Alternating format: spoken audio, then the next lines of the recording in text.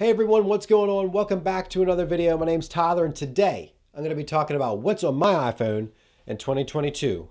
And it would have helped if I had my iPhone in my hand already. So I'm not going to go through every single app that I have on my phone because that's just, you're not going to be interested in that. But I do want to share some of the stuff that I find useful and maybe that you don't know about and that I think you could find useful as well, whether you're just somebody who likes to consume media, an entrepreneur, or just, really anybody who uses a phone. All right, so my home screen, nothing too fancy. We got the calendar app, photos, cameras, weather, all that stuff, social networks. Dropbox is my preferred data storage online of choice, and I use that for business. People upload files, share files. And then nothing crazy in my photo and video folder. Now, my business app or my business folder is one that's pretty interesting. And so if we open it up, we have Freelancer. Now, that's Upwork, and Upwork's a freelancing website where you can be a freelancer.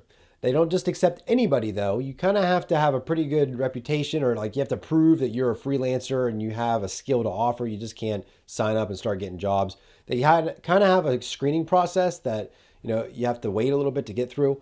But I really enjoy Upwork. I've met a lot of great people on there, worked for people on YouTube, off YouTube, for commercials, all kinds of different stuff. Now, Notability is my note-taking app of choice when I'm on my devices taking notes. But what's nice about Notability is it just has so many features, and this is an old note from July of 2019. Just about different videos I was going to do, and it's just a great note-taking app. I did a video on Notability years ago, and I might do another one again just because it's updated so much, and it's a really good app. Using the Apple Pencil is great on the iPad, and it is probably, in my opinion, the best app to take notes on an iPad especially. And I realized I locked my phone, which turned off my screen recording. Pexels and Pixabay are great apps for finding royalty-free, free images. I use it regularly. I mean, at least once a month, I have a client I do stuff for, and I always go to Pixabay or Pexels looking for pictures. You just type in technology, search the images, and you can download these for free, and then you can support by donating through PayPal or something they have set up on their website. You can give if you want to. But everything's free. You download them. You don't have to give attribution. I don't think for any of these, but you can double check when you go to download them. It gives you what the licensing terms are. But they have some really good stuff on here. And I use them for thumbnails before. They have images, photos, vector graphics, illustrations, and videos. All kinds of stuff on there. So Pexels, the same thing. Photos and videos. Clockify is a great app that I found that is pretty reliable for tracking your time. And you can categorize it by different projects. So I won't go into too much detail because there's names on here of clients. But basically how it works is you can see days that you've worked, and you can start and add time, and you can manually add time, or you can start a timer, select a project, or tasks, whether it's billable or not, add tags so you can search up and find your hours later. And then you can manually track it, or just start and then come back and then stop. And they have a desktop app too. I use them in tandem.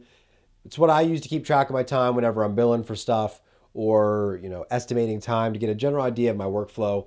Great app if you need to kind of keep track of your timing.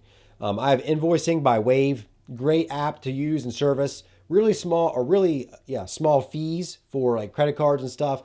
If you need to do any type of invoicing, definitely check them out, Wave Invoices. Now, the last app I want to talk about in the business is the CC Express. Now, this used to be Adobe Spark Post. I got really nervous one day because I was like, where's Adobe Spark Post at? And then I realized, it's been rebranded as CC Express. I think that's stupid. Leave it Adobe Spark Post because you know what it is. CC Express doesn't tell me anything. Obviously, it's Creative Cloud Express. But this is great because it takes a lot of the hard work out of designing flyers, posters, like pictures for announcements. And, if you want something professionally done, you're going to pay to get it professionally done. But if you're somebody like me who they're somewhat creative and they have a knack for that type of thing, but I'm not super into like drawing vectors and stuff like that, this is an amazing app to use. I've used this for Instagram. I've used this for Facebook. And you can just pick different things from Instagram posts, flyers, Instagram stories. They have all kinds of templates you can use. And there's a free version and a premium version. I get the premium version because I have the Creative Cloud, but you can click on one of these and you can remix the template.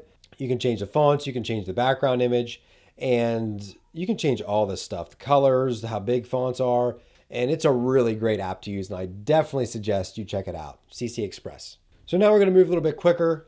I use a couple different messaging apps.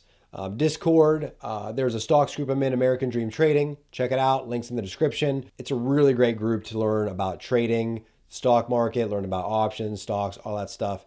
Like I said, links in the description, but that's pretty much what I use Discord for, really only. GroupMe, that's kind of like a Slack, but it's just a little bit different. I have a couple groups on GroupMe. And then we use Slack at work to message back and forth, and you guys know all about that stuff. Finance, I'm not going to go into detail on these apps for obvious reasons, but I use MoneyWiz as my digital register. I don't know if I'm weird for still doing a check register, but I like keeping track of my transactions, not just checking my bank account, being like, oh, looks good to me. I enter stuff in there that's pending payments. And so that's what I use, MoneyWiz, and it can sync across devices. Webull is my trading app of choice for trading on the stock market. I have a link below that you can check it out and you can sign up if you're interested.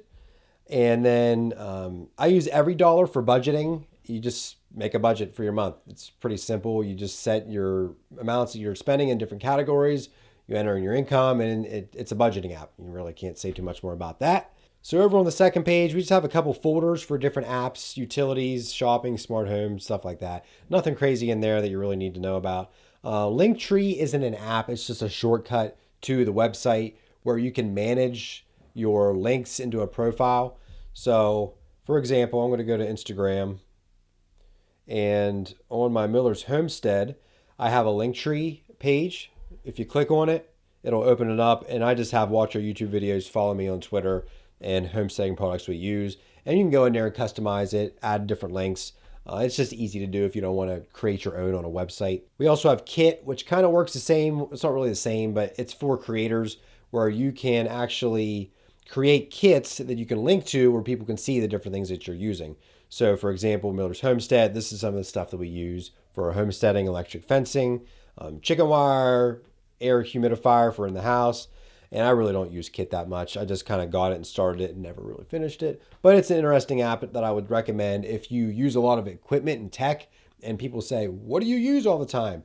Just give them your Kit link and they can see all your different kits for all of your different sets of equipment. And they do accept affiliate links as well, which is a good thing. Then I have App Store, Nest. We have a Nest thermostat and a Nest doorbell, Maps, and Waze. I prefer Waze because it just has a lot more user input. You can just notify people if there's police on the road, which you should be obeying the law. And then the last thing I have is the guitar chord finder. This is the best shortcut I've ever found. I really don't use shortcuts that much, but this is great because I'm not super great at guitar, but I know enough to be dangerous. And so if I'm looking up like G flat, I have no idea how to play a G flat. And so if I click on guitar chord finder and type in GB for G flat, it will think about it for a little bit, and then it'll say here, oh, that's different. You can barely see it. Before it had a white background, but it must be buggy. But if you could zoom in there, you can see G flat. That's how you play it on a guitar. And so it's extremely useful, and it gives you actually a couple options of what G flat could be.